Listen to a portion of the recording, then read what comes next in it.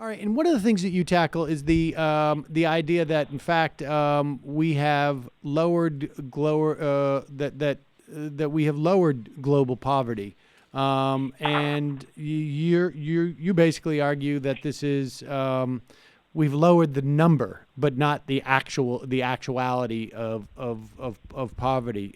Explain that. Yeah, so it's actually a bit different than that. But let me start with the dominant narrative that's out there that we hear from people like Bill Gates and Steve Pinker, who are all over the place saying that basically poverty is being eradicated, being reduced really quickly, and it's all thanks to neoliberal globalization. Like, yes, maybe it's causing a bit more inequality, but at least we know that it's working against poverty, and so therefore it justifies the global economy as it is, and we should carry on in the status quo. Now, the only way that narrative works is by relying on an extremely low poverty line of $1.90 per day. Okay, it's so low that it's actually impossible to have any kind of meaningful existence on that amount of money at all. I mean, imagine yourself trying to live on $1.90 a day. I mean, that's literally what it is. It's what $1.90 a day buys in the U.S. So what we know from piles of research is that people need, at minimum about $7.40 a day to sort of achieve basic nutrition, normal human life expectancy, a decent shot of surviving their fifth birthday, etc. And now, if we measure poverty at that level around the world, then what we see is that the story changes completely. In fact, the number of people in poverty below that line has increased dramatically since the 1980s and now stands at 4.2 billion people, or about 60% of the human population, which is 6 times higher than what people like Gates and Pinker would have us believe. And with figures like this on the table, it becomes abundantly clear that the global economy is, in fact, not working for the majority of humanity, and is deeply unfair and needs to be changed. But that's a narrative that people like Pinker and Gates cannot abide.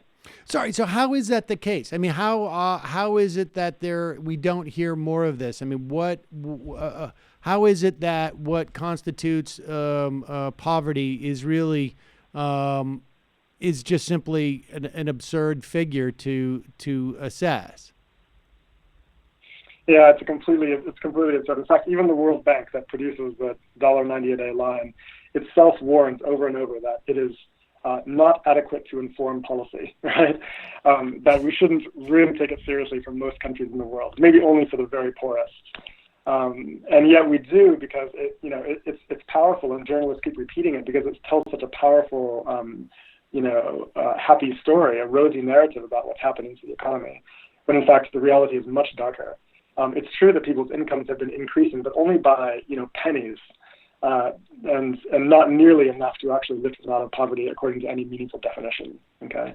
Now, what's interesting is that during the same period, the income captured by the global 1% has absolutely skyrocketed to the point where the 1% now controls in the region of 18 or 19 trillion US dollars themselves.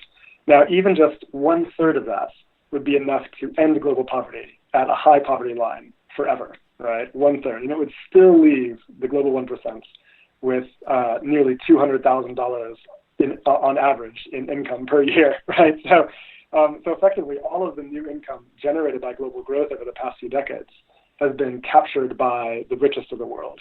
And the poorest have received literally, pennies on the dollar in terms of trickle down. It truly is an injustice, especially when you consider the fact that it's the global south from which the world gets most of its resources and most of its labor. The people that are contributing to the global economy most are the ones who are being paid by far the least and living in poverty. So basically, the story is that we have been sold, if we have global growth, that the pie is going to expand. It's true that an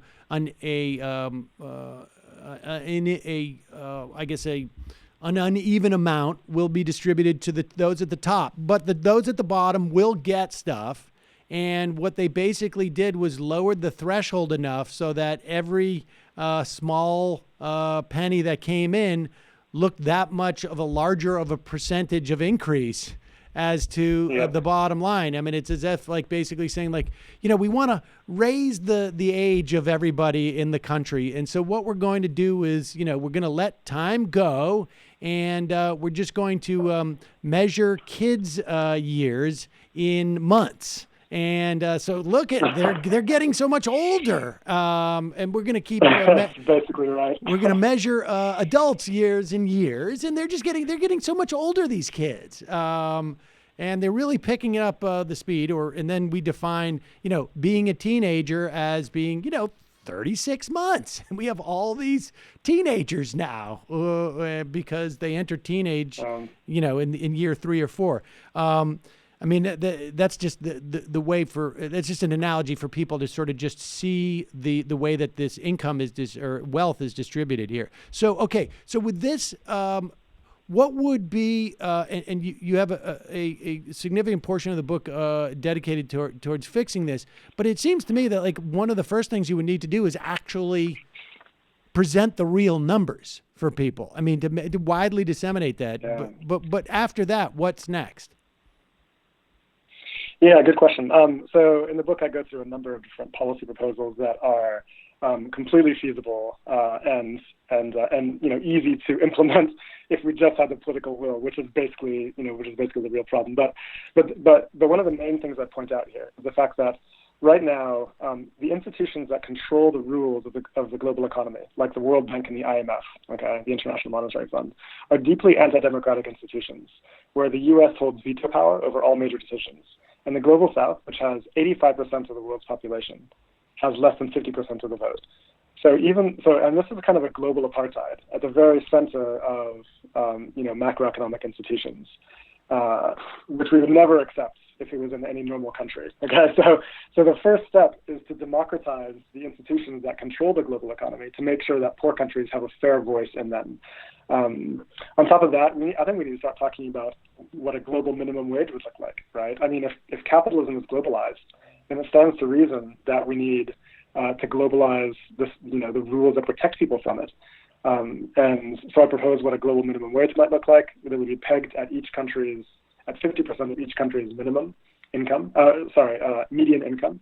So it would fluctuate depending on each country's level of development, and therefore not cause too much disruption. And this would massively increase the share of the global economy that poor people in poor countries are able to capture for the work they put into it. Okay. Other ideas include we need to clamp down on tax evasion and illicit financial flows, by which multinational companies, most of them headquartered in the West, extract in the region of $1 trillion plus US dollars per year from the Global South, a massive outflow of wealth from south to north that vastly outstrips any meager amount of aid that trickles the other direction. So, and then also, crucially, I guess the last thing I would say is the importance of canceling, some of these old unpayable debts, these old odious debts, and thereby releasing poor countries from policy control by rich creditors and allowing them to use their own budgets, for healthcare and education, improving the quality of life of the population. So these solutions are fundamentally different from what we normally think about. Normally we think, they just, poor countries need a bit more aid here and there, a few technological fixes maybe. What I argue instead is that what they need is not charity, but rather justice. We have to fundamentally change the rules of the global economy to make it fair for the world's majority. So lastly, let me ask you this. If it is simply ultimately a question of political will, and presumably the countries like the United States have more than their share of the political will that is distributed, right? Because they want to maintain this. Like, what is the pitch? What do we tell the American public in terms of why, to the extent that, and presumably the American public has a disproportionate share of the responsibility for that political will, right? On how that political will gets manifested.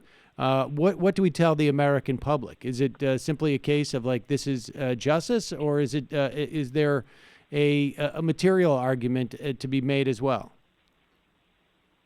I think that people on some level are very deeply uncomfortable with the fact that we all know that the goods that we consume have a devastating impact on people's lives, in the sense of our clothes are made by people in sweatshops, our smartphones, include minerals produced by effectively slaves in the Congo, et cetera. I mean, this makes us feel horrible about ourselves. On some deep level, I think it depresses us, it dehumanizes us. I think that we have a lot to gain I guess spiritually, if you will, from living in an economy, a global economy that is fundamentally fair. I think that we would be happier and have a better sense of we're in solidarity with our fellow humans. I think there's a lot to gain from that in the terms of recovering our humanity after 500 years of plunder. So, and I think it's crucial that we pay close attention to the foreign policy platforms of the presidents and other representatives that we elect, right? I mean, we can elect people that will change these rules. We can elect people that will bring about not just a fair economy in the U.S., but also in the world system itself. The U.S. has an incredible amount of bargaining power, on the stage of the world system, and can change things. And if we manage to elect people that have the will to do that, then that would be very powerful. And I think people like Bernie Sanders and AOC are people who are in that camp. Jason Hickel, the book is The Divide, A Brief Guide to Global Inequality and Its Solutions. Thanks so much for your time today. We'll put a link to The Divide at majorityradio.com. Thanks again for your time.